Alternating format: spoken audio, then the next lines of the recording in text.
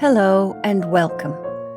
I'm Jennifer March, and this is not your mother's story time. This week is the final episodes of Winesburg, Ohio, by Sherwood Anderson, Sophistication and Departure. Anderson has saved his best for last. I think you'll find the final scene in Winesburg very touching. These last two stories are rather short, so I thought it might be interesting to go back and listen to the first story, the introduction. So I've included it at the end for you. I hope you've enjoyed our journey to a little midwestern town in Ohio.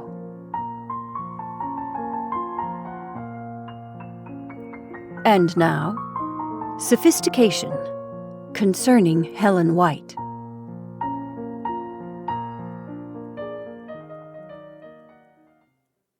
It was early evening of a day in late fall, and the Winesburg County Fair had brought crowds of country people into town. The day had been clear, and the night came on warm and pleasant. On the Trunnion Turnpike, where the road, after it left town, stretched away between berry fields now covered with dry brown leaves, the dust from passing wagons arose in clouds. Children, curled into little balls, slept on the straw scattered on wagon beds. Their hair was full of dust, and their fingers black and sticky. The dust rolled away over the fields, and the departing sun set it ablaze with colors. In the main street of Winesburg, crowds filled the stores and the sidewalks. Night came on, horses whinnied, the clerks in the stores ran madly about. Children became lost and cried lustily. An American town worked terribly at the task of amusing itself. Pushing his way through the crowds in Main Street, young George Willard concealed himself in the stairway leading to Dr. Reefy's office and looked at the people. With feverish eyes, he watched the faces drifting past under the store lights. Thoughts kept coming into his head, and he did not want to think. He stamped impatiently on the wooden steps and looked sharply about. Well, is she going to stay with him all day? Have I done all this waiting for nothing? He muttered. George Willard, the Ohio village boy, was fast growing into manhood, and new thoughts had been coming into his mind. All that day, amid the jam of people at the fair, he had gone about feeling lonely. He was about to leave Winesburg, to go away to some city where he hoped to get work on a city newspaper, and he felt grown up. The mood that had taken possession of him was a thing known to men and unknown to boys. He felt old and a little tired. Memories awoke in him. To his mind, his new sense of maturity set him apart, made him a half-tragic figure. He wanted someone to understand the feeling that had taken possession of him after his mother's death. There is a time in the life of every boy when he for the first time takes the backward view of life. Perhaps that is the moment when he crosses the line into manhood. The boy is walking through the street of his town. He is thinking of the future and of the figure he will cut in the world. Ambitions and regrets awake within him. Suddenly something happens. He stops under a tree and waits as for a voice calling his name. Ghosts of old things creep into his consciousness. The voices outside of himself whisper a message concerning the limitations of life. From being quite sure of himself and his future, he becomes not at all sure. If he be an imaginative boy, a door is torn open, and for the first time he looks out upon the world, seeing, as though they marched in procession before him, the countless figures of men who before his time have come out of nothingness into the world, lived their lives, and again disappeared into nothingness. The sadness of sophistication has come to the boy. With a little gasp, he sees himself as merely a leaf blown by the wind through the streets of his village. He knows that in spite of all the stout talk of his fellows, he must live and die in uncertainty. A thing blown by the winds, a thing destined, like corn, to wilt in the sun. He shivers and looks eagerly about. The 18 years he has lived seem but a moment, a breathing space in the long march of humanity. Already he hears death calling. With all his heart, he wants to come close to some other human, touch someone with his hands, be touched by the hand of another. If he prefers that the other be a woman, that is because he believes that a woman will be gentle, that she will understand. He wants, most of all, understanding.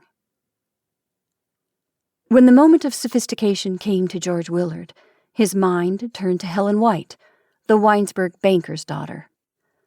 Always he had been conscious of the girl growing into womanhood as he grew into manhood. Once, on a summer night when he was 18, he had walked with her on a country road, and in her presence had given way to an impulse to boast, to make himself appear big and significant in her eyes. Now he wanted to see her for another purpose. He wanted to tell her of the new impulses that had come to him. He had tried to make her think of him as a man when he knew nothing of manhood, and now he wanted to be with her and to try and make her feel the change he believed had taken place in his nature. As for Helen White, she also had come to a period of change. What George felt, she in her young woman's way felt also. She was no longer a girl, and hungered to reach into the grace and beauty of womanhood. She had come home from Cleveland, where she was attending college, to spend a day at the fair. She also had begun to have memories. During the day, she sat in the grandstand with a young man, one of the instructors from college, who was a guest of her mother's. The young man was of a pedantic turn of mind, and she felt at once he would not do for her purpose. At the fair, she was glad to be seen in his company, as he was well dressed and a stranger. She knew that the fact of his presence would create an impression. During the day she was happy, but when night came on, she began to grow restless. She wanted to drive the instructor away, to get out of his presence. While they sat together in the grandstand, and while the eyes of former schoolmates were upon them, she paid so much attention to her escort that he grew interested. "A scholar needs money. I should marry a woman with money," he mused. Helen White was thinking of George Willard, even as he wandered gloomily through the crowds thinking of her. She remembered the summer evening when they had walked together and wanted to talk with him again. She thought that the months she had spent in the city, the going to theaters and the seeing of great crowds wandering in lighted thoroughfares, had changed her profoundly. She wanted him to feel and be conscious of the change in her nature. The summer evening together that had left its mark on the memory of both the young man and woman had, when looked at quite sensibly, been rather stupidly spent. They had walked out of town along a country road. Then they had stopped by a fence near a field of young corn, and George had taken off his coat and let it hang on his arm. "Well, I've stayed here in Winesburg, yes. I've not gone away, but I'm growing up," he had said. "I've been reading books, and I've been thinking. I'm going to try to amount to something in life." "Well," he explained, "that isn't the point. Perhaps I'd better quit talking." The confused boy put his hand on the girl's arm. His voice trembled. The two started to walk back along the road toward town. In his desperation, George boasted, "I'm going to be a big man, the biggest that ever lived here in Winesburg," he declared. "I want you to do something. I don't know what. Perhaps it is none of my business. I want you to try to be different from other women. You see the point. It's none of my business, I tell you. I want you to be a beautiful woman. You see what I want." The boy's voice failed, and in silence the two came back into town and went along the street to Helen White's house. At the gate he tried to say something impressive. Speeches he had thought out came into his head, but they seemed utterly pointless. I used to think, I had it in my mind you would marry Seth Richmond. Now I know you won't," was all he could find to say as she went through the gate and toward the door of her house. On the warm fall evening, as he stood in the stairway and looked at the crowd drifting through Main Street, George thought of the talk beside the field of young corn and was ashamed of the figure he had made of himself. In the street, the people surged up and down like cattle confined in a pen. Buggies and wagons almost filled the narrow thoroughfare. A band played, and small boys raced along the sidewalk, diving between the legs of men. Young men with shining red faces walked awkwardly about with girls on their arms. In a room above one of the stores, where a dance was to be held, the fiddlers tuned their instruments. The broken sounds floated down through an open window and out across the murmur of voices and the loud blare of the horns of the band. The medley of sounds got on young Willard's nerves. Everywhere, on all sides, the sense of crowding, moving life closed in about him. He wanted to run away by himself and think. "She wants to stay with that fella, she may. Why should I care? What difference does it make to me?" He growled and went along Main Street and through Hearn's grocery into a side street.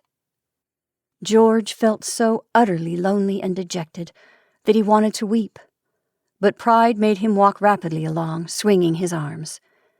He came to Wesley Moyer's livery barn and stopped in the shadows to listen to a group of men who talked of a race Wesley's stallion Tony Tip had won at the fair during the afternoon. A crowd had gathered in front of the barn, and before the crowd walked Wesley, prancing up and down, boasting. He held a whip in his hand and kept tapping the ground. Little puffs of dust arose in the lamplight. "Hell, quit your talking," Wesley exclaimed. "I wasn't afraid. I knew I had 'em beat all the time. I wasn't afraid." Ordinarily, George Willard would have been intensely interested in the boasting of Moyer, the horseman. Now it made him angry. He turned and hurried away along the street. "Old windbag," he sputtered. "Why does he want to be bragging? Why don't he shut up?" George went into a vacant lot, and as he hurried along, fell over a pile of rubbish. A nail protruding from an empty barrel tore his trousers. He sat down on the ground and swore. With a pin, he mended the torn place, and then arose and went on. "I'll go to Helen White's house. That's what I'll do. I'll walk right in. I'll say that I want to see her. I'll walk right in and sit down. That's what I'll do," he declared, climbing over a fence and beginning to run. On the veranda of Banker White's house, Helen was restless and distraught. The instructor sat between the mother and daughter. His talk wearied the girl. Although he had also been raised in an Ohio town, the instructor began to put on airs of the city. He wanted to appear cosmopolitan. "I like the chance you have given me to study the background out of which most of our girls come," he declared. "It was good of you, Mrs. White, to have me down for the day." He turned to Helen and laughed. "Your life still bound up with the life of this town?" he asked. "There are people here in whom you are interested?" To the girl, his voice sounded pompous and heavy. Helen arose and went into the house. At the door, leading to a garden at the back, she stopped and stood listening. Her mother began to talk. "There is no one here fit to associate with a girl of Helen's breeding," she said.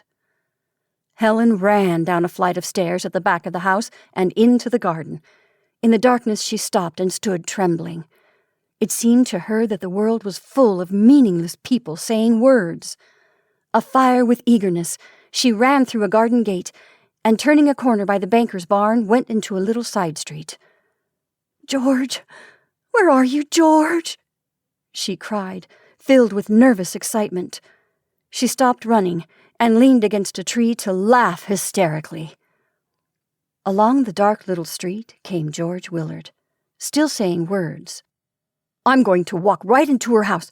I'll go right in and sit down," he declared as he came up to her. He stopped and stared stupidly. "Come on," he said, and took hold of her hand. With hanging heads, they walked away along the street under the trees. Dry leaves rustled underfoot. Now that he had found her, George wondered what he had better do or say. At the upper end of the fairground in Winesburg, there is a half-decayed old grandstand. It has never been painted, and the boards are all warped out of shape. The fairground stands on top of a low hill rising out of the valley of Wine Creek, and from the grandstand one can see at night, over a cornfield, the lights of the town reflected against the sky. George and Helen climbed the hill to the fairground, coming by the path past Waterworks Pond. The feeling of loneliness and isolation that had come to the young man in the crowded streets of his town was both broken and intensified by the presence of Helen. What he felt was reflected in her. In youth, there are always two forces fighting in people. The warm, unthinking little animal struggles against the thing that reflects and remembers, and the older, more sophisticated thing had possession of George Willard. Sensing his mood, Helen walked beside him, filled with respect. When they got to the grandstand, they climbed up under the roof and sat down on one of the long bench-like seats. There is something memorable in the experience to be had by going into a fairground that stands at the edge of a midwestern town on a night after the annual fair has been held. The sensation is one never to be forgotten. On all sides are ghosts, not of the dead, but of living people. Here, during the day just past, have come the people pouring in from the town and the country around, farmers with their wives and children, and all the people from the hundreds of little frame houses have gathered within these board walls. Young girls have laughed, and men with beards have talked of the affairs of their lives. The place has been filled to overflowing with life. It has itched and squirmed with life, and now it is night, and the life has all gone away. The silence is almost terrifying. One conceals oneself standing silently beside the trunk of a tree, and what there is of a reflective tendency in his nature is intensified. One shudders at the thought of the meaninglessness of life, while at the same instant, and if the people of the town are his people, one loves life so intensely that tears come into the eyes. In the darkness under the roof of the grandstand, George Willard sat beside Helen White and felt very keenly his own insignificance in the scheme of existence.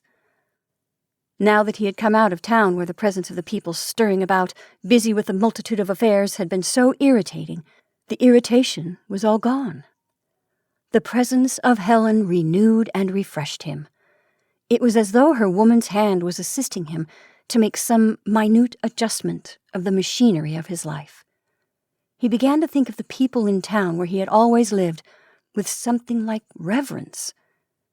He had reverence for Helen.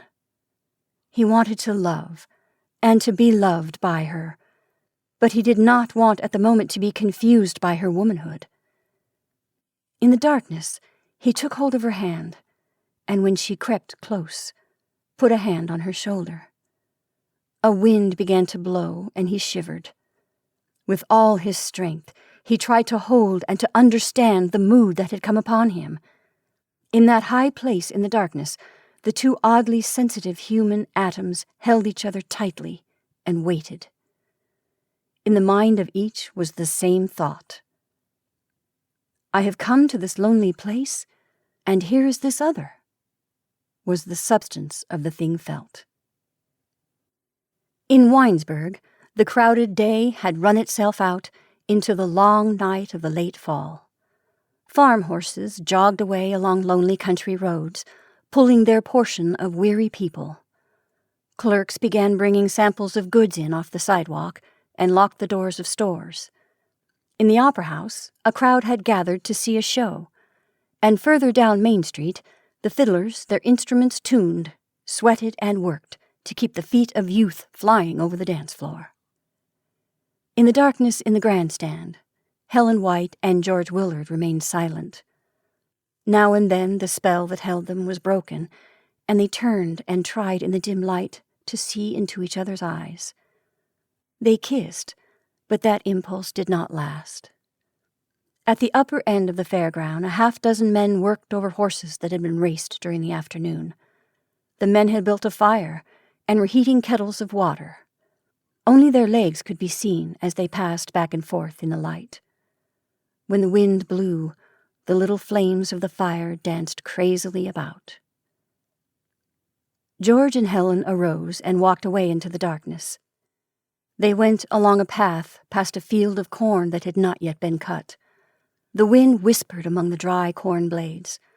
For a moment during the walk back into town, the spell that had held them was broken. When they had come to the crest of Waterworks Hill, they stopped by a tree, and George again put his hands on the girl's shoulders. She embraced him eagerly, and then again they drew quickly back from that impulse. They stopped kissing and stood a little apart. Mutual respect grew big in them. They were both embarrassed, and to relieve their embarrassment dropped into the animalism of youth. They laughed and began to pull and haul at each other. In some way chastened and purified by the mood they had been in, they became not man and woman, not boy and girl, but excited little animals. It was so they went down the hill. In the darkness they played like two splendid young things in a young world. Once, running swiftly forward, Helen tripped George and he fell. He squirmed and shouted. Shaking with laughter, he roiled down the hill. Helen ran after him. For just a moment, she stopped in the darkness. There was no way of knowing what woman's thoughts went through her mind. But when the bottom of the hill was reached, and she came up to the boy, she took his arm and walked beside him in dignified silence. For some reason they could not have explained, they had both got from their silent evening together the thing needed. Man or boy, woman or girl, they had for a moment taken hold of the thing that makes the mature life of men and women in the modern world possible.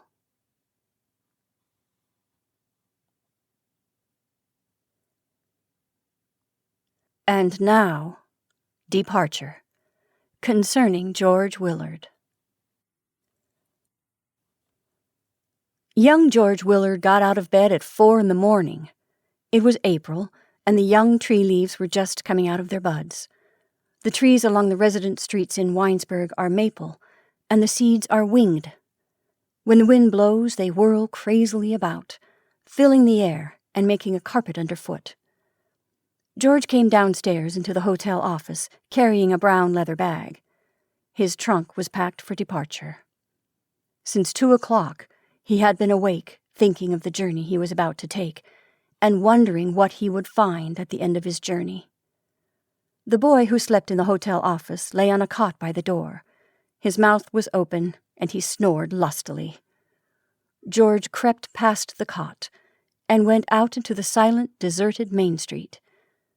The east was pink with the dawn, and long streets of light climbed into the sky where a few stars still shone.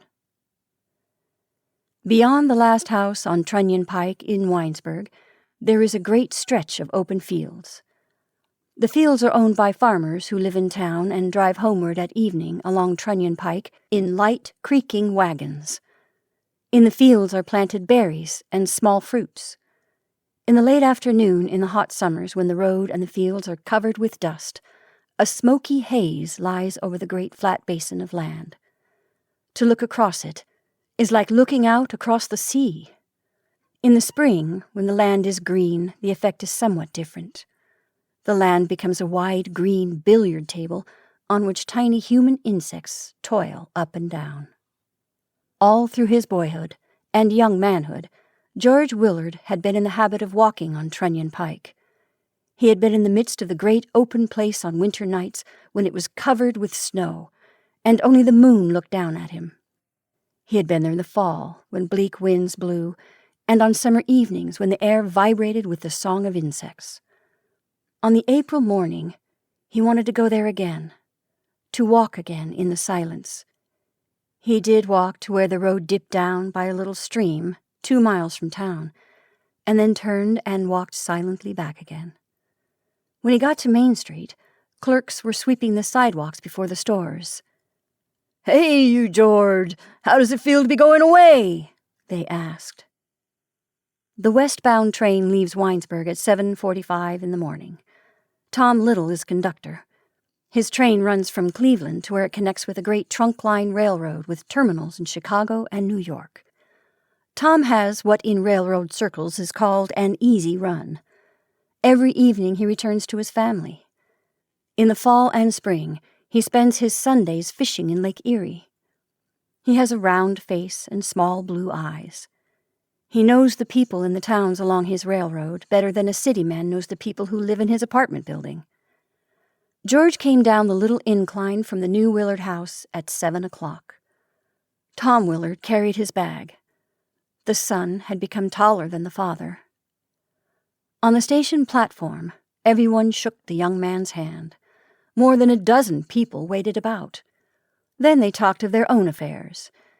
Even Will Henderson, who was lazy and often slept until 9, had got out of bed. George was embarrassed. Gertrude Wilmot, a tall, thin woman of 50 who worked in the Winesburg post office, came along the station platform. She had never before paid any attention to George. Now she stopped and put out her hand. In 2 words, she voiced what everyone felt. "Good luck," she said sharply, and then turning, went on her way. When the train came into the station, George felt relieved. He scampered hurriedly aboard. Helen White came running along Main Street, hoping to have a parting word with him, but he had found a seat and did not see her. When the train started, Tom Little punched his ticket, grinned, and although he knew George well and knew on what adventure he was just setting out, made no comment. Tom had seen 1,000 George Willards go out of their towns to the city. It was a commonplace enough incident with him. In the smoking car, there was a man who had just invited Tom to go on a fishing trip in Sandusky Bay. He wanted to accept the invitation and talk over details. George glanced up and down the car to be sure no one was looking, then took out his pocketbook and counted his money. His mind was occupied with the desire not to appear green. Almost the last words his father had said to him concerned the matter of his behavior when he got to the city. "Be a sharp one," Tom Willard had said. "Keep your eyes on your money. Be awake. That's the ticket. Don't let anyone think you're a greenhorn." After George counted his money, he looked out of the window and was surprised to see that the train was still in Winesburg. The young man, going out of his town to meet the adventure of his life, began to think, but he did not think of anything very big or dramatic. Things like his mother's death, his departure from Winesburg, the uncertainty of his future life in the city, the serious and large aspects of his life did not come into his mind. He thought of little things. Turk Smollett, wheeling boards through the main street of his town in the morning. A tall woman, beautifully gowned, who had once stayed overnight at his father's hotel. Butch Wheeler, the lamplighter of Winesburg, hurrying through the street on a summer evening and holding a torch in his hand. Helen White, standing by a window in the Winesburg post office and putting a stamp on an envelope. The young man's mind was carried away by his growing passion for dreams. One looking at him would not have thought him particularly sharp. With the recollection of little things occupying his mind, he closed his eyes and leaned back in the car seat. He stayed that way for a long time, and when he aroused himself and again looked out the car window, the town of Winesburg had disappeared, and his life there had become but a background on which to paint the dreams of his manhood.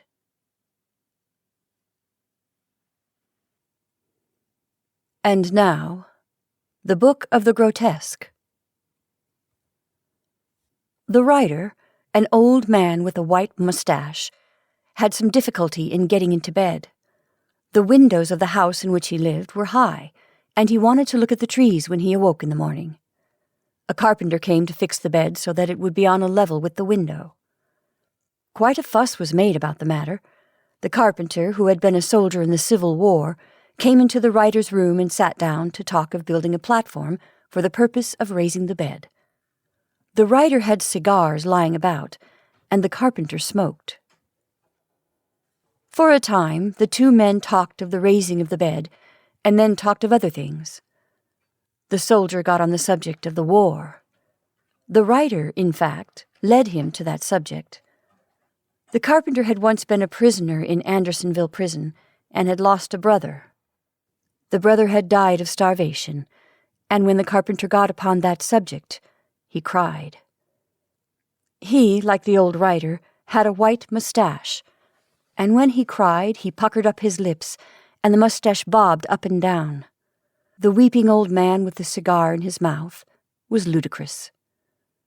The plan the writer had for the raising of the bed was forgotten, and later the carpenter did it his own way, and the writer, who was past 60, had to help himself with a chair when he went to bed at night.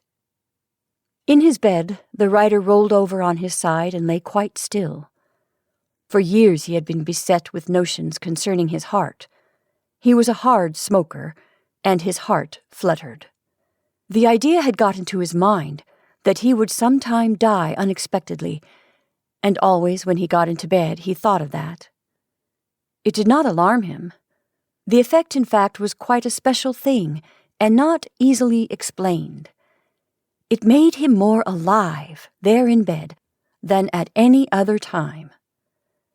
Perfectly still he lay, and his body was old and not of much use any more.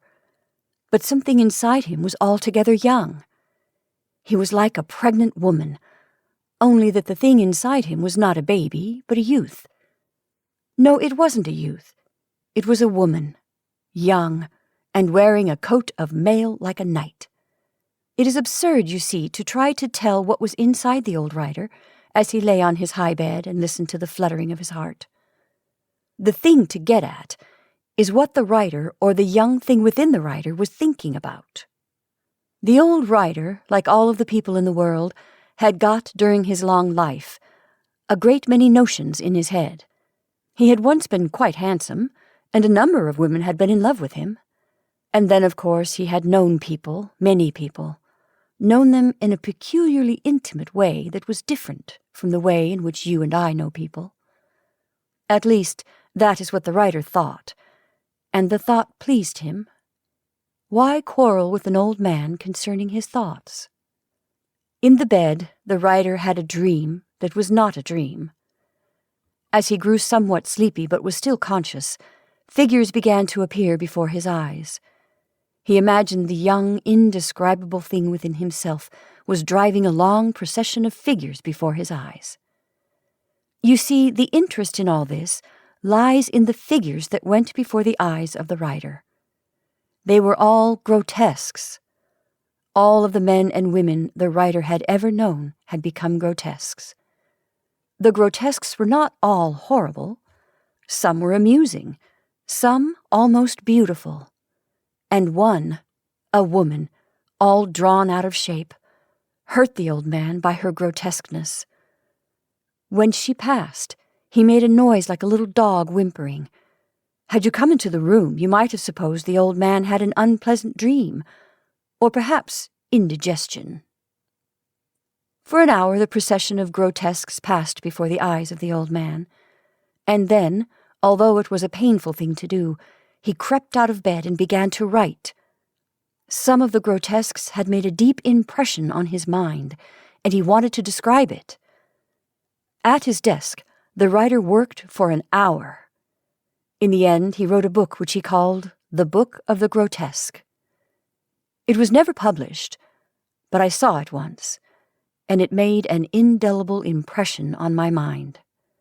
The book had one central thought that is very strange and has always remained with me. By remembering it, I have been able to understand many people and things that I was never able to understand before. The thought was involved, but a simple statement of it would be something like this: that in the beginning, when the world was young, There were a great many thoughts, but no such thing as a truth. Man made the truths himself, and each truth was a composite of a great many vague thoughts. All about in the world were the truths, and they were all beautiful. The old man had listed hundreds of the truths in his book. I will not try to tell you all of them. There was the truth of virginity, and the truth of passion, the truth of wealth and poverty, of thrift and of profligacy, of carelessness and abandon. Hundreds and hundreds were the truths, and they were all beautiful. And then the people came along. Each, as he appeared, snatched up one of the truths, and some who were quite strong snatched up a dozen of them. It was the truths that made the people grotesques. The old man had quite an elaborate theory concerning the matter. It was his notion that the moment one of the people took one of the truths to himself, called it his truth, and tried to live his life by it, he became a grotesque, and the truth he embraced became a falsehood. You can see for yourself how the old man, who had spent all of his life writing and was filled with words, would write hundreds of pages concerning this matter. The subject would become so big in his mind that he himself would be in danger of becoming a grotesque. He didn't, I suppose, for the same reason that he never published the book. It was the young thing inside him that saved the old man. Concerning the carpenter who fixed the bed for the writer, I only mentioned him because he, like many of what are called very common people, become the nearest thing to what is understandable and lovable of all the grotesques in the writer's book. Hands. Concerning Wing Biddlebaum. Upon the half-decayed veranda of a small frame house that stood near the edge of a ravine near the town of Winesburg, Ohio, a fat little man walked nervously up and down. Across a long field that had been seeded for clover, but that had produced only a dense crop of yellow mustard weeds, he could see the public highway along which went a wagon, filled with berry-pickers returning from the fields. The berry-pickers, youths and maidens, laughed and shouted boisterously. A boy, clad in a blue shirt, leaped from the wagon and attempted to drag after him one of the maidens, who screamed and protested shrilly. The feet of the boy in the road kicked up a cloud of dust that floated across the face of the departing sun. Over the long field came a thin, girlish voice. "Oh, you Wing Biddlebaum, comb your hair! It's falling into your eyes!" commanded the voice to the man, who was bald, and whose nervous little hands fiddled about the bare white forehead as though arranging a mass of tangled locks. Wing Biddlebaum, forever frightened and beset by a ghostly band of doubts, did not think of himself as in any way a part of the life of the town where he had lived for 20 years. Among all the people of Winesburg, but one had come close to him. With George Willard, son of Tom Willard, the proprietor of the new Willard house, he had formed something like a friendship. George Willard was the reporter on the Winesburg Eagle, and sometimes in the evenings he walked out along the highway to Wing Biddlebaum's house. Now, as the old man walked up and down on the veranda, his hands moving nervously about, he was hoping that George Willard would come and spend the evening with him. After the wagon containing the berry-pickers had passed, he went across the field through the tall mustard weeds and climbed a rail fence, peering anxiously along the road to the town. For a moment he stood thus, rubbing his hands together and looking up and down the road, and then, fear overcoming him, ran back to walk again upon the porch on his own house. In the presence of George Willard, Wing Biddlebaum, who for 20 years had been the town mystery, lost something of his timidity, and his shadowy personality, submerged in a sea of doubts, came forth to look at the world. With the young reporter at his side, he ventured into the light of day into Main Street, or strode up and down on the rickety front porch of his own house, talking excitedly. The voice that had been low and trembling became shrill and loud. The bent figure straightened. With a kind of wriggle, like a fish returned to the brook by the fisherman, Biddlebaum the Silent began to talk, striving to put into words the ideas that had been accumulated by his mind during long years of silence. Wing Biddlebaum talked much with his hands, the slender expressive fingers, forever active, forever striving to conceal themselves in his pockets or behind his back, came forth and became the piston rods of his machinery of expression. The story of Wing Biddlebaum is a story of hands. Their restless activity, like unto the beating of the wings of an imprisoned bird, had given him his name. Some obscure poet of the town had thought of it. The hands alarmed their owner. He wanted to keep them hidden away, and looked with amazement at the quiet, inexpressive hands of other men who worked beside him in the fields, or passed driving sleepy teams on country roads. When he talked to George Willard, Wing Biddlebaum closed his fists and beat with them upon a table or on the walls of his house. The action made him more comfortable. If the desire to talk came to him when the two were walking in the fields, he sought out a stump or the top board of a fence, and with his hands pounding busily, talked with renewed ease. The story of Wing Biddlebaum's hands is worth a book in itself. Sympathetically set forth, it would tap many strange, beautiful qualities in obscure men. It is a job for a poet. In Winesburg, the hands had attracted attention merely because of their activity. With them, Wing Biddlebaum had picked as high as 140 quarts of strawberries in a day. They became his distinguishing feature, the source of his fame. Also, they made more grotesque an already grotesque and elusive individual. Winesburg was proud of the hands of Wing Biddlebaum in the same spirit in which it was proud of Banker White's new stone house and Wellesley Moyer's bay stallion, Tony Tip, that had won the 2:15 trot at the fall races in Cleveland. As for George Willard, he had many times wanted to ask about the hands. At times an almost overwhelming curiosity had taken hold of him. He felt that there must be a reason for their strange activity and their inclination to keep hidden away, and only a growing respect for Wing Biddlebaum kept him from blurting out the questions that were often in his mind. Once he had been on the point of asking. The two were walking in the field on a summer afternoon, and had stopped to sit upon a grassy bank. All afternoon, Wing Biddlebaum had talked as one inspired. By a fence he had stopped, and beating like a giant woodpecker upon the top board, had shouted at George Willard, condemning his tendency to be too much influenced by the people about him. "You are destroying yourself," he cried.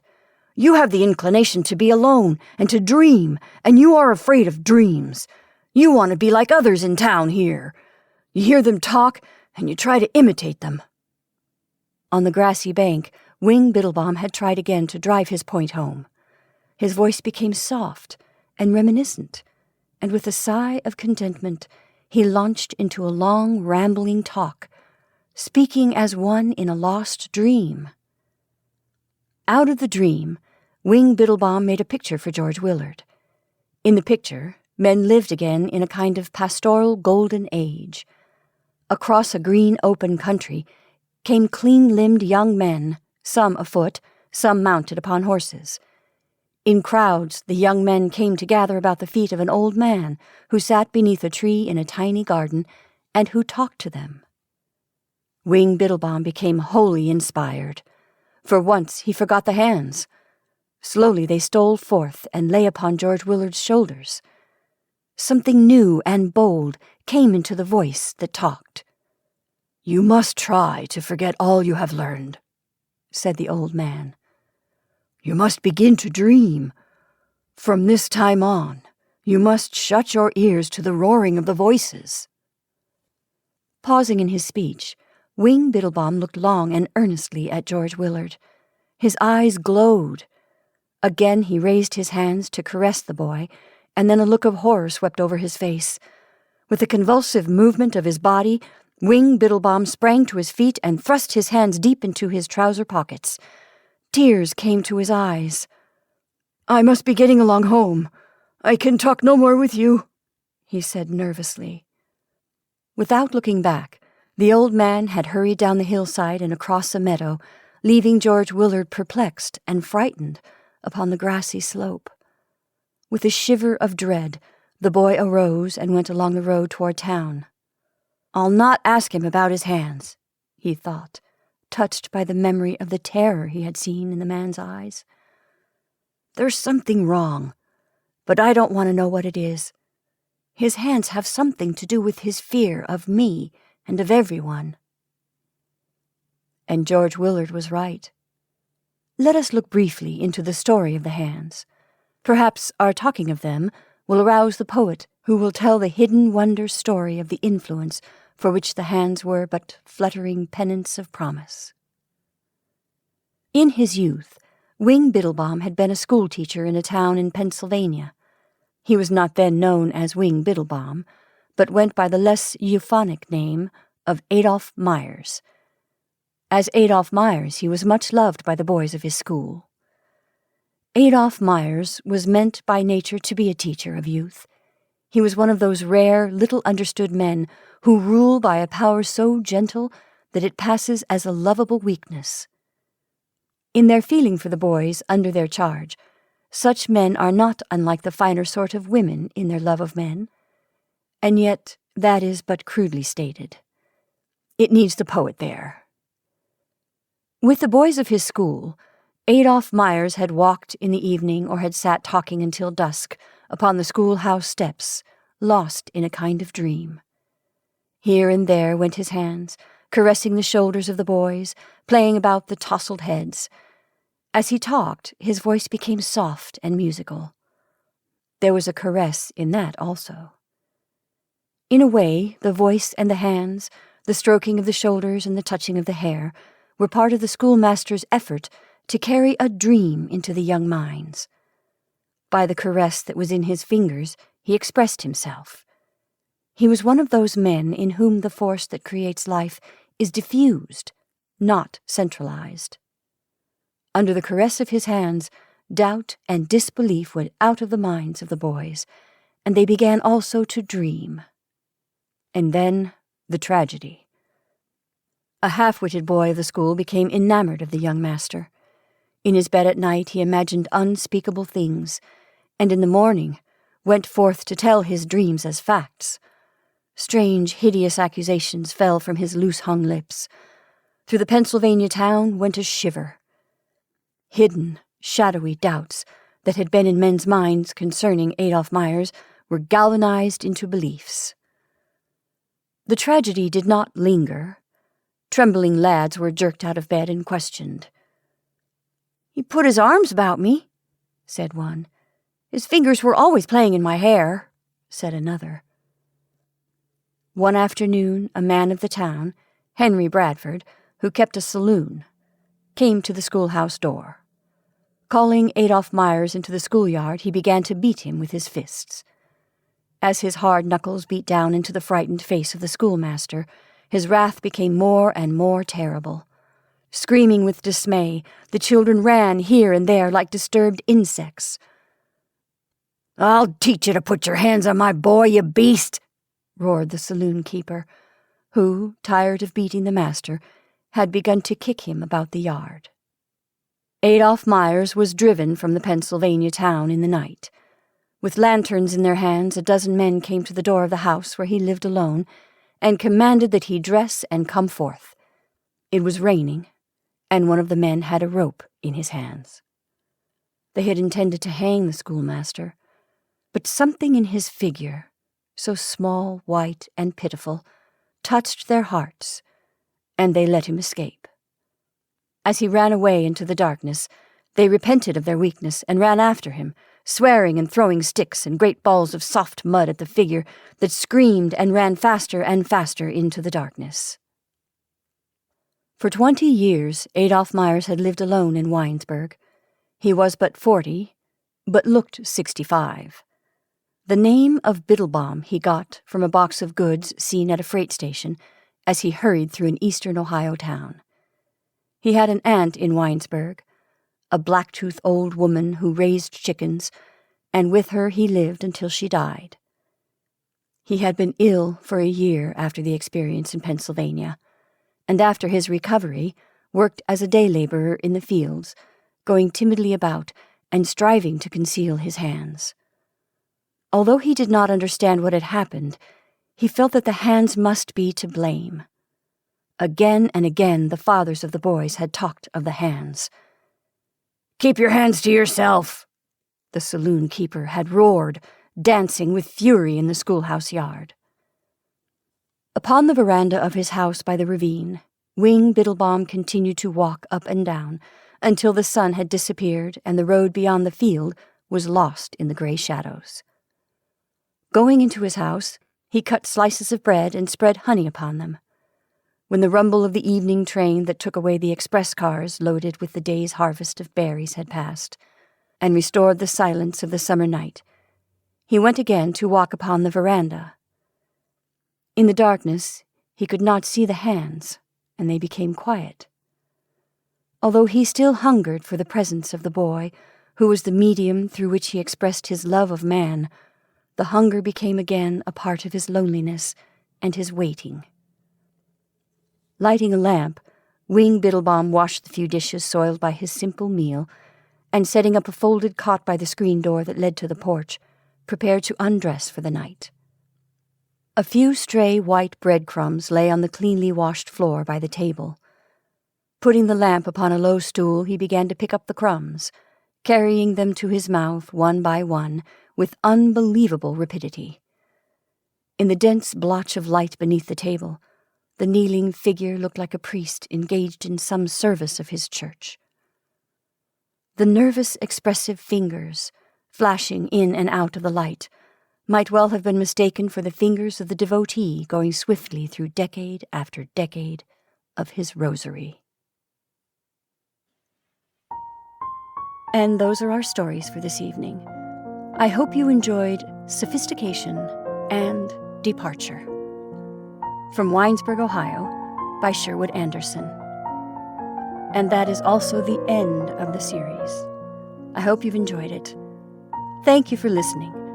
I'm Jennifer March, and this is not your mother's story time.